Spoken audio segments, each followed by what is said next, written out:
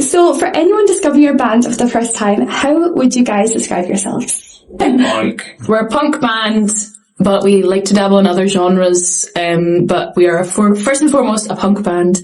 Kirsty's violin brings a sort of orchestral feel to it, which I think is pretty different and unique in its fun element. What do you think, Charlie? That's punk. That's punk. It's punk. Maybe it's like slightly after punk. It's not quite post-punk, but it's like just after, like a couple of minutes after punk, something like that. I like that. That's really quarter past punk. Yeah, quarter past punk. My legal team will be in touch to trademark that. Okay. Maybe. What do you think? For chaotic, sort of high energy, high octane, high impact.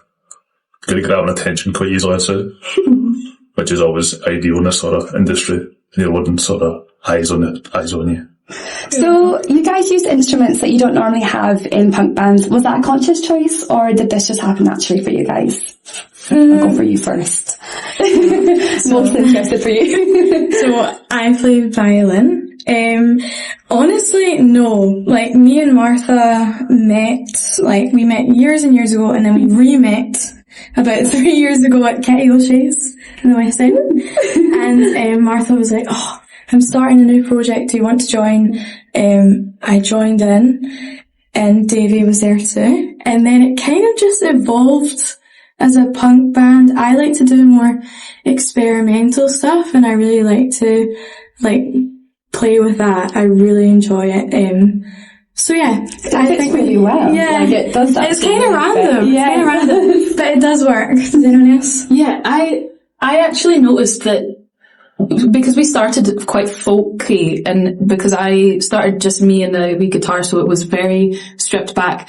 And I noticed that when we first incorporated the violin with Kirsty into it, your violin suits this sound more than it did the folk. I think that your violin playing mixes so well with punk music.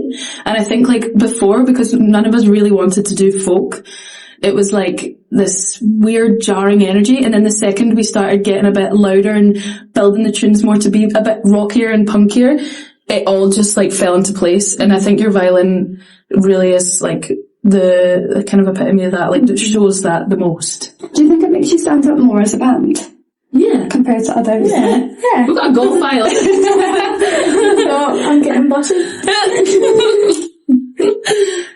So if your band had a spirit animal, what spirit animal or what animal would you choose? Sorry. A wolf. I don't know. Because we can be majestic, we're pack animals, we work better together, and we're fierce, and we're ready to go. So looking back, what is something that you were completely wrong about when you first started the band? Or what is something that maybe is different than what you thought?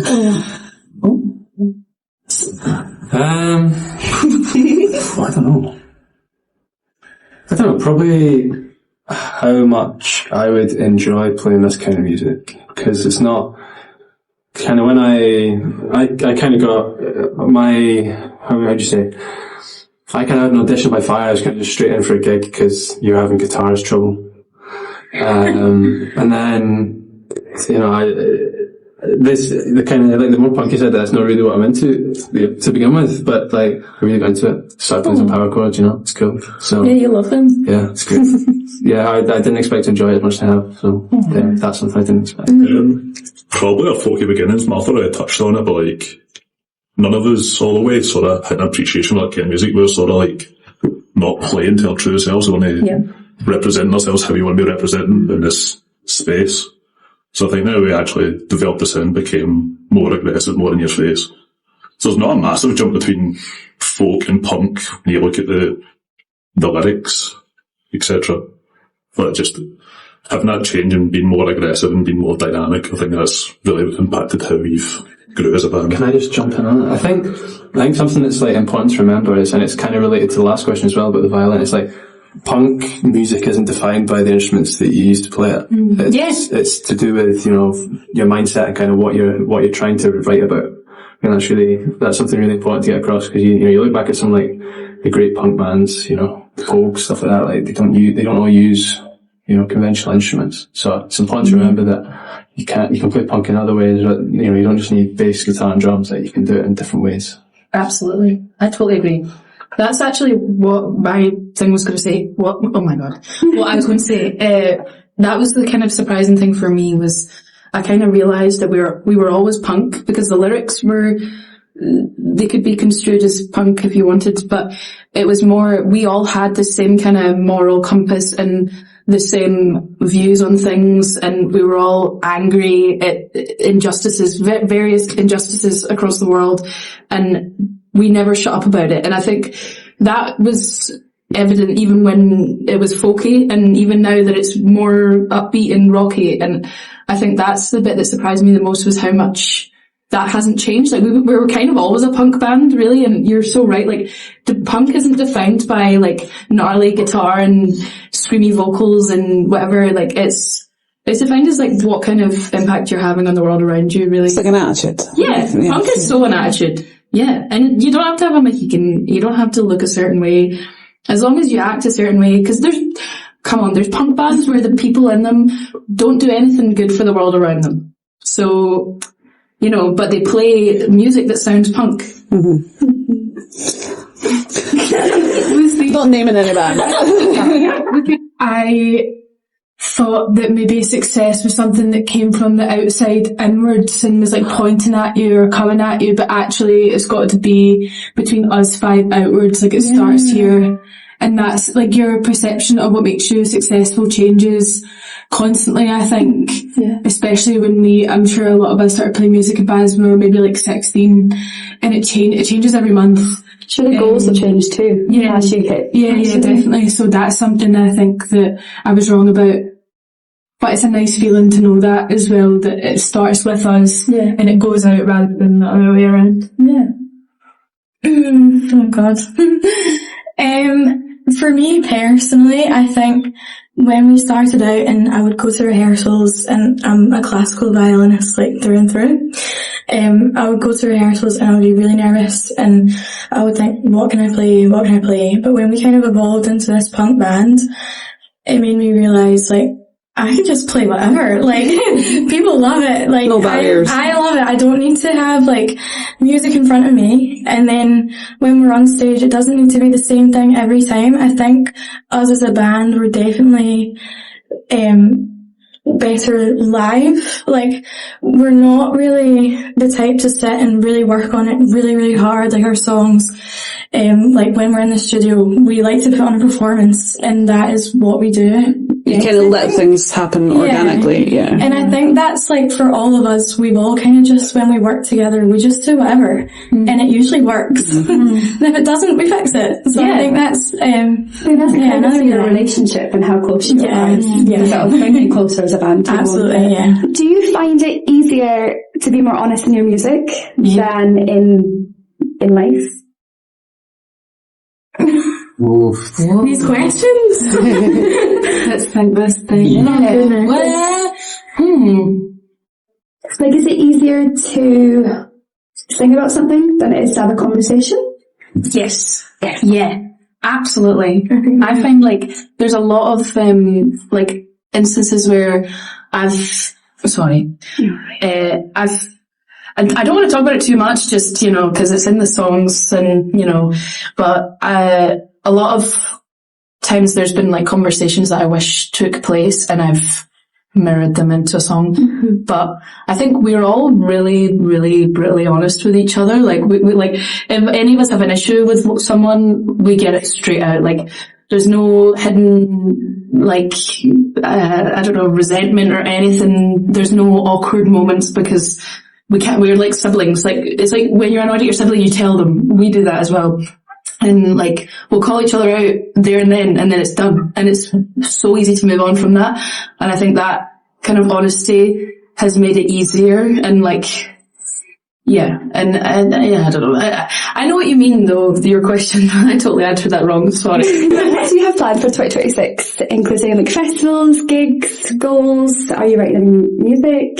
We have a headline at Poetry Club in SWG3, which is on the 7th of March.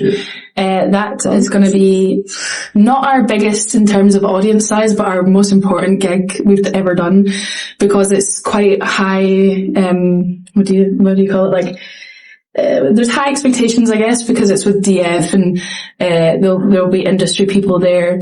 And I also think that if we do well, we might get a lot. That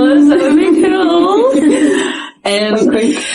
Yeah, but we're playing Stockton Calling, which is in Stockton. We're playing... what else are we playing? Newcastle, Manchester. Newcastle, doing that.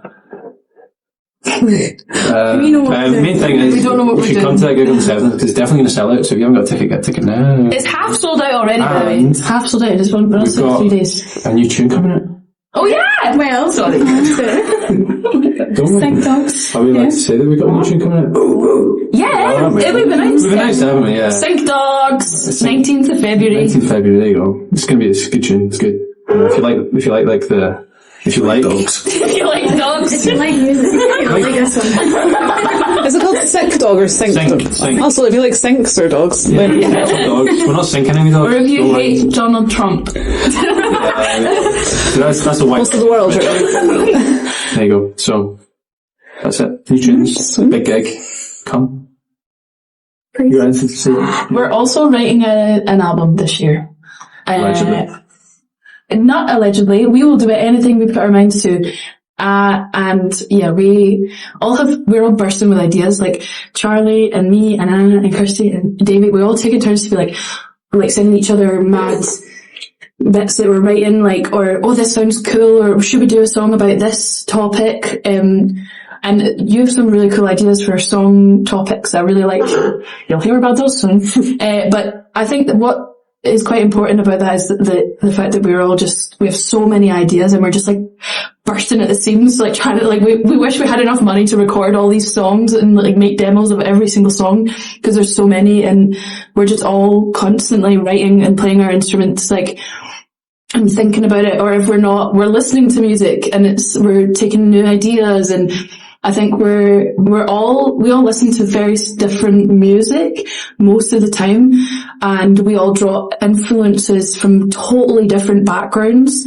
And I think that really does come to light, because it's like a bit of a cacophony, but it works. And I really like it. I think it's really fun. I like how emotionally invested, like you seem to be. Yeah. It's our baby. Yeah. We're all parents. So, who are your biggest punk influences? And do you feel that your music is connected to the Riot Girl movement? Yeah, definitely. I think Anna probably has the coolest influences. I feel like you'll have the best names and stuff. Yeah, guys, give me a second. Wait, but definitely like Joan Jett and Amy Taylor from Amyl and the Sniffers. They're definitely huge influences for me personally, for vocals and for energy and hair, I guess. But I don't know, like, who are your punk influences? Probably. I'll go with Joy Division, finding someone who's guitar playing. That's big for me, especially in this context that we're working in. Just lots, to be honest. I don't know, beyond that, like, Ramones, obviously. There's tons, man. There's tons. I don't know if I can actually... I think a lot from the kind of storytelling side. I really appreciate a lot of the Pet Shop Boys work. It's not strictly punk, but again, punk is what you make it. So I think they've had a big influence on me. Yeah. So like my punk inspirations are Viagra Boys, so massive one, as you can see by the top. Stooges as well. Iggy Pop's a massive idol of mine. Yeah. Nice. That big piece of leather. Big leather couch. Big hunk of leather. I'm on the Sniffles like Martha. Does that mean you're going to start getting topless at gigs? No bunks. Yeah, I'm on Sniffles big one. X-ray specs. Really, really good. Glad. sorry to cut in, me and Kirsty were in a play with the National Theatre a few years ago, and the song in it, we did a movement piece to X-Ray Specs. What song was some people think little girls should be seen and not heard. What's that one?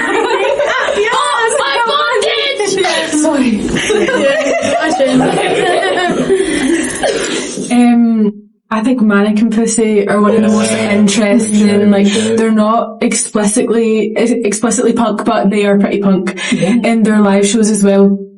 There's like a big focus on it not just being like we come on stage, we play the tunes and we go home. They turn it into like a religious experience, like whatever that might mean to someone. They're extremely cool and I like them very much. And their drummer, Kayleen Redden, is like one of the best doing it right now. She's really cool. So I would say Manic and Pussy. Everyone's already been said, guys. I honestly don't know. Oh yeah. McBusted. Yeah, McBusted, if you've seen this. He's our slot. He's a support slot. And I'm serious. As a career artist, do you feel that this part of you naturally shapes your music, or is it more separate for you? I think it's become it's morphed together whether I like it or not, because it is a huge part of my identity, and a lot of my writing comes from like how I felt as a kid. Like a lot of the songs are kind of written from my perspective as a 12-year-old with a boy's haircut, wearing trousers to school, getting called a lesbo and a dyke. Like a lot of that is like that pain and that like kind of frustration and loneliness coming from like not knowing who you are and not understanding why you don't fit in. That kind of shines through a lot in the music, and I think I don't even mean it to, but I noticed that it does. They're very intertwined. Personal, your songs are personal. Yeah, definitely. So you've had some big moments already in your career. How do you stop them from turning into pressures? We have fun. Yeah. That's probably the biggest thing. We keep things fun.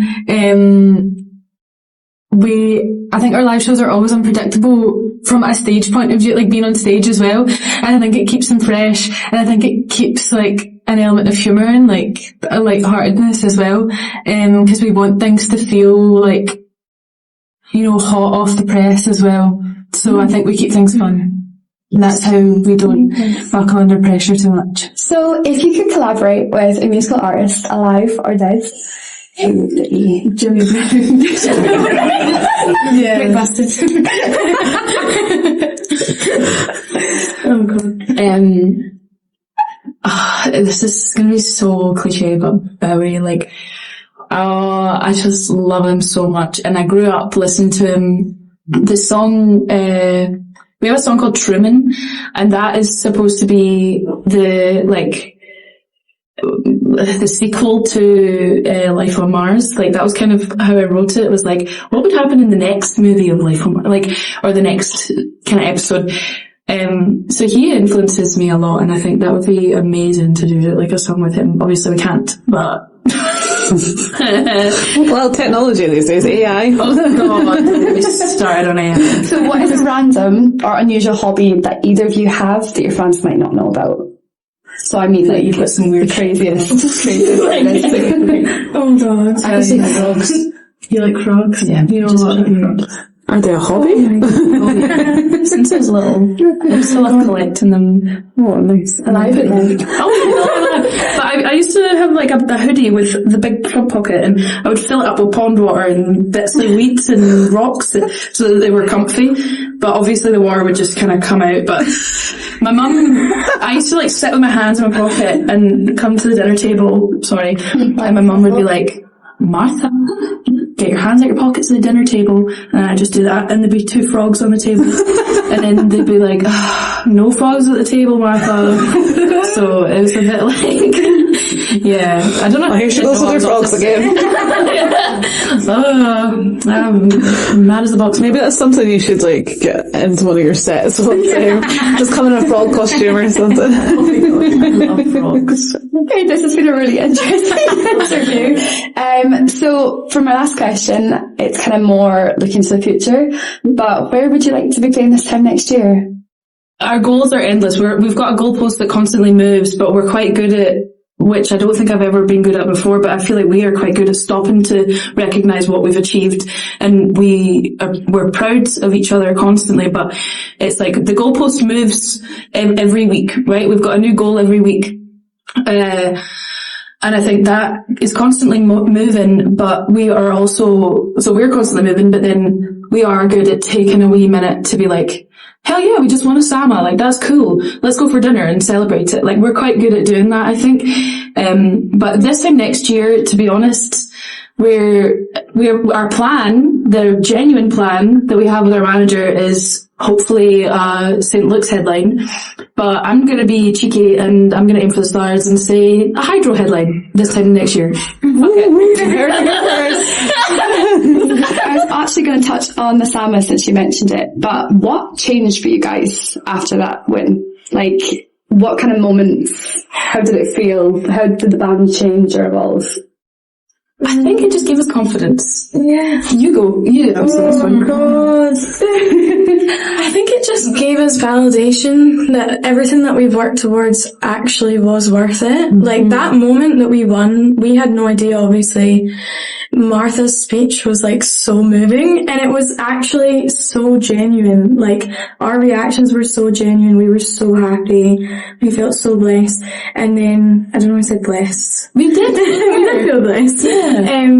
But yeah, we're really hoping that, like, we also like gained a lot of Instagram followers. Like, yeah. I think to have that recognition from your peers as well, if you're like fans is I don't know if someone else likes it. For me personally, so that made me realise, like, I'm an actual musician now. Oh. Before it was always kind of like, oh, it's my bit of fun on the side, this is just a wee side project. Fun on the side. Like, Your side home. we're like, literally award-winning musicians, and nobody can take that away from us. Oh. That's so cute. That's a great answer. That's amazing. Hashtag blessed. Bless up. Anyways, thank you guys so much for joining us. I hope you enjoyed the questions. Thank you so much. Yes, thank you so much. And I wish you well for the future. And here's the Oval Hydro. I've even had a drink. I can't believe I said that.